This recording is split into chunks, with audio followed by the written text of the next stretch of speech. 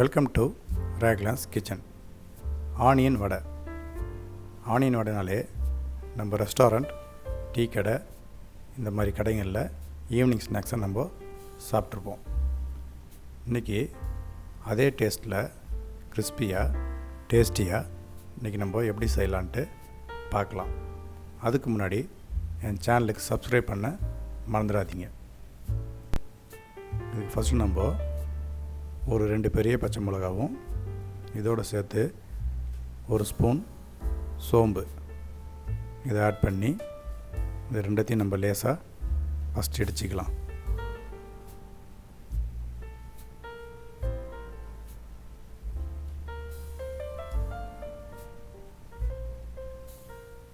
ரொம்ப நைஸாக இடிக்காமல் குறன்னு இடித்தா போதும். இது மாதிரி இடித்து தனியாக எடுத்து வச்சுப்போம். இதுக்கப்புறம் ஒரு பவுலில் 1/4 கிலோ கடலை மாவு இதோடு சேர்த்து நம்ம ஒரு ஸ்பூன் மிளகாத்தூள்,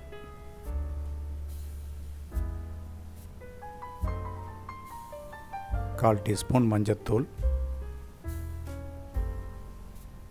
ஜீரகத்தூள் ஒரு 1/4 டீஸ்பூன்,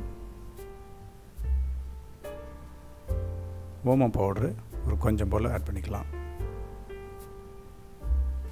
பெருங்காயத்தூளும் கொஞ்சம் போல் சேர்த்துக்கலாம். உப்பு 1 table spoon, oil 2 table spoon. இப்போ இது எல்லாத்தையும் ஒன்றா சேர்த்து மிக்ஸ் பண்ணிக்கலாம். இந்த ஆயில் சேர்த்துருக்கனால இந்த பவுடர் மசாலா சேர்த்து எல்லாத்தையும் நம்ம 2 கை வச்சு கூட நம்ம இது மாதிரி மிக்ஸ் பண்ணிக்கலாம்.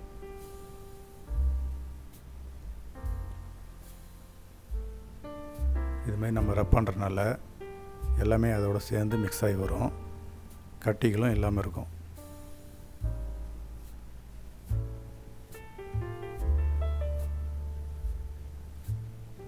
இப்போ பாருங்கள், நல்லா மிக்ஸ் ஆகிடுச்சு பாருங்கள்.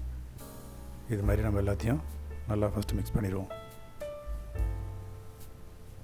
இதுக்கப்புறம் இதோட ஒரு 4 பெரிய வெங்காயம் நீட்டை வாக்கில் கட் பண்ணியிருக்கிறேன். இது இதில் ஆட் பண்ணிக்கலாம்.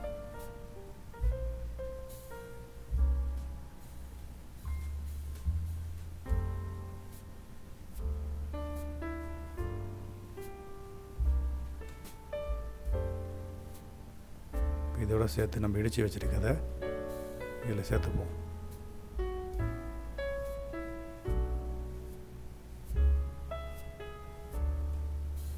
இது கூடவே ஒரு ஸ்பூன் இஞ்சி பூண்டு பேஸ்ட்டு ஆட் பண்ணிக்கலாம். சாப் பண்ண கருவேப்பிலை ஒரு 4 கொத்து, கொத்தமல்லி தழை சாப் பண்ணது கொஞ்சம் போல் ஆட் பண்ணிக்கலாம். இப்போ இது எல்லாத்தையும் நம்ம ஒன்றா சேர்த்து மிக்ஸ் பண்ணிக்கலாம்.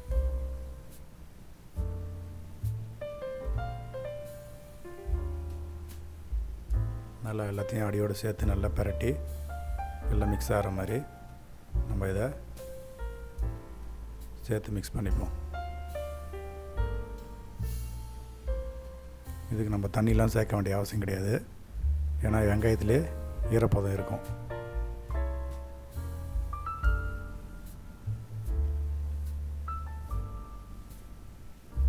இப்போ பாருங்கள், இப்போ நல்லா வடைக்கு வர மாதிரி நம்ம ரெடியாகி வந்துடுச்சு. இந்த மாதிரி கொஞ்சம் எடுத்து இந்த மாதிரி கையாலே உருட்டிட்டு அதை லேசாக தட்டிட்டு நம்ம இதை அப்படியே எண்ணெயில் போட வேண்டியதுதான்.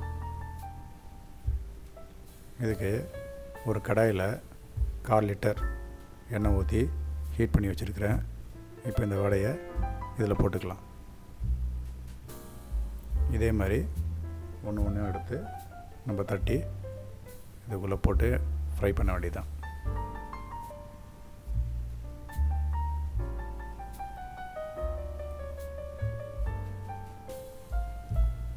ரொம்ப கிறிஸ்பியாக டேஸ்டியான ஆனியன் வடை ரெடி ஆகிட்டு. இப்போ ஒரு பக்கம் ஃப்ரை பண்ணியாச்சு, இன்னொரு பக்கமும் நம்ம திருப்பி விட்டு ஃப்ரை பண்ணிக்கலாம். அப்போ தான் இது எல்லா பக்கமும் சேர்ந்து நல்லா ஃப்ரை ஆகி வரும்.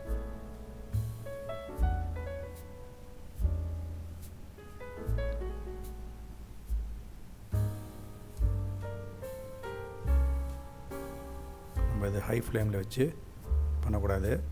லோ ஃப்ளேம்லேயே இதை ஃப்ரை பண்ணால் தான் உள்ளெல்லாம் நல்லா வெந்து கிறிஸ்பியாக நல்லா வரும்.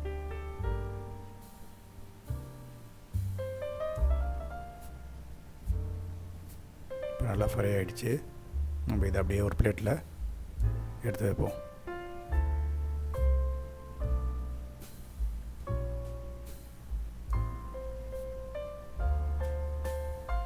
ஆனியன் வடை ரெடி. நீங்களும் இந்த ஆனியன் வடை ரெசிப்பியை வீட்டில் செஞ்சு பார்த்து உங்களுக்கு பிடிச்சிருந்துச்சின்னா என் சேனலுக்கு லைக் பண்ணுங்கள், சப்ஸ்கிரைப் பண்ணுங்கள், மறக்காமல் பெல் பட்டனை ப்ரெஸ் பண்ணுங்கள். இனி வரும் சமையலில் சந்திப்போம். ராக்லன்ஸ் கிச்சன். தேங்க்யூ.